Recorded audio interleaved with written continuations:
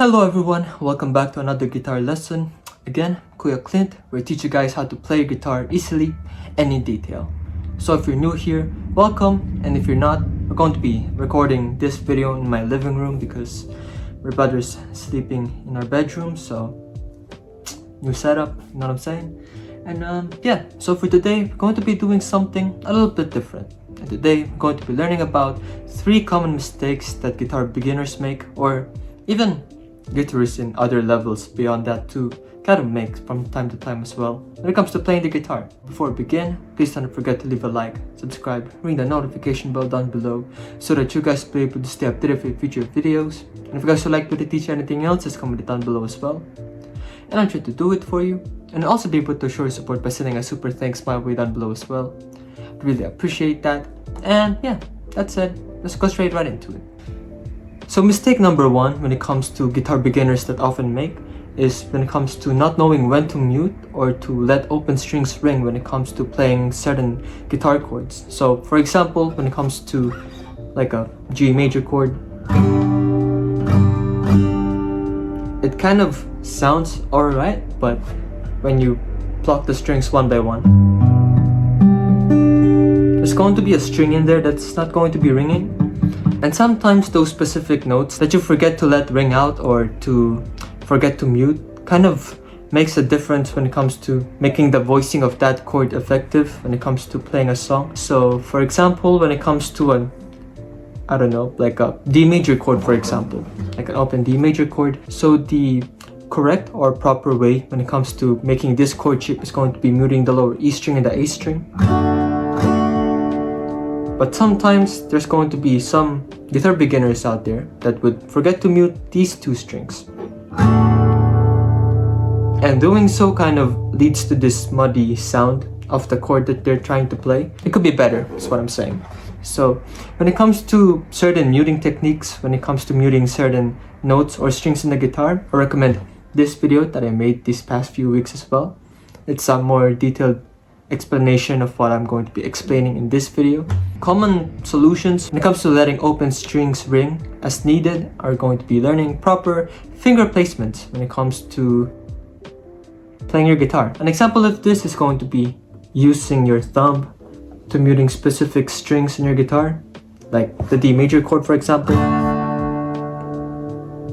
Then another way when it comes to muting certain strings in your guitar is going to be really trying to aim which strings you're strumming, although that could be a bit more advanced. So for beginners especially, I really recommend using your thumb to like mute, so you don't have to be conscious when it comes to strumming your guitar strings. You could just let it ring and then your thumb does the rest when it comes to muting certain strings in your guitar that doesn't need to be played.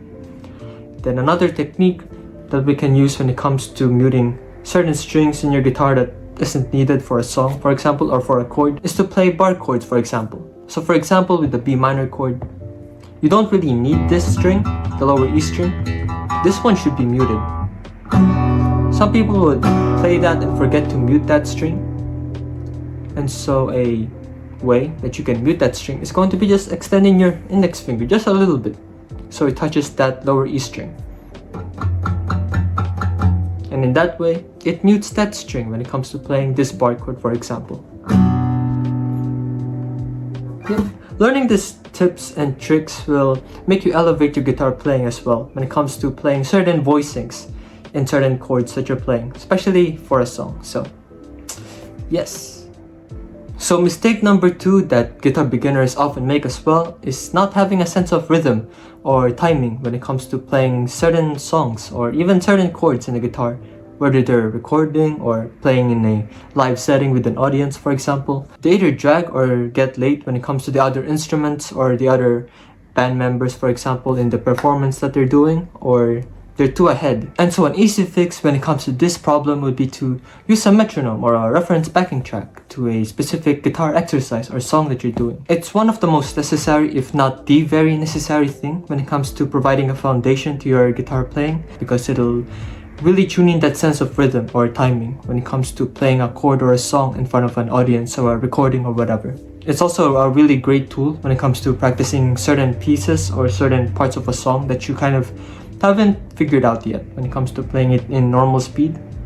So a way that you can do is, for example, if a song is in 140 BPM originally, you can play it first in a 80 BPM in a metronome, then just play it slow at first. And then you kind of progress towards that. For this week, it's 80 BPM. Next week, it's going to be 90. Week after that, it's 100, 110, 120, 130, and then 140 afterwards. Because if you want to play something fast, you gotta be able to play it slow first. So yeah, if you're a guitarist, get a metronome. Start practicing with the metronome and really help you out with that rhythm problem. And the third mistake that guitar beginners often make is not putting a lot of pressure when it comes to creating chords, which is understandable because you're a beginner. I mean, I've been there too. A great way to figure out if you're not putting a lot of pressure in chords that you're playing is going to be hearing this song a lot.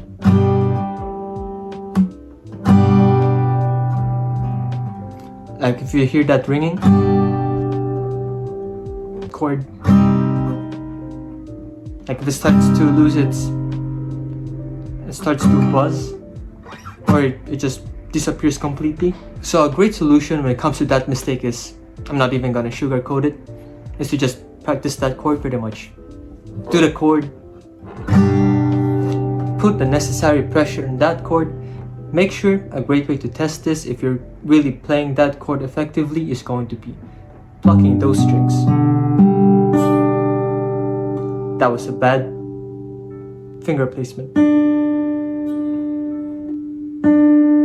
They should all ring out like that. Yep.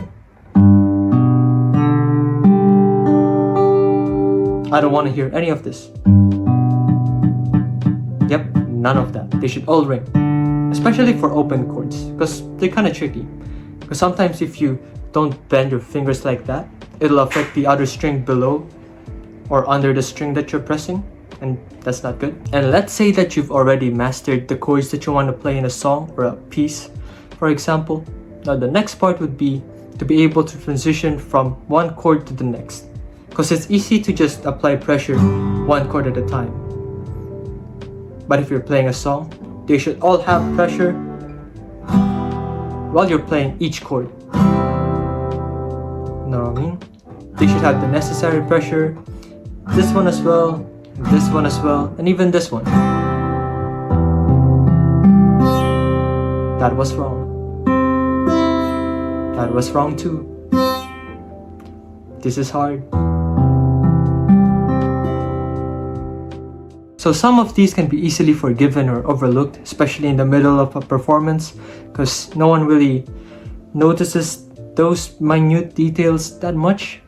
But this is your craft, so you should be able to focus on these, even the tiniest of details, because you're a guitarist now. You know what I mean? This is you. This is your craft. And when it comes to transitioning from one chord to another, I also have a separate video for that as well on my YouTube channel. Feel free to check that out too after this video. Very cool. And yeah, those are the 3 mistakes.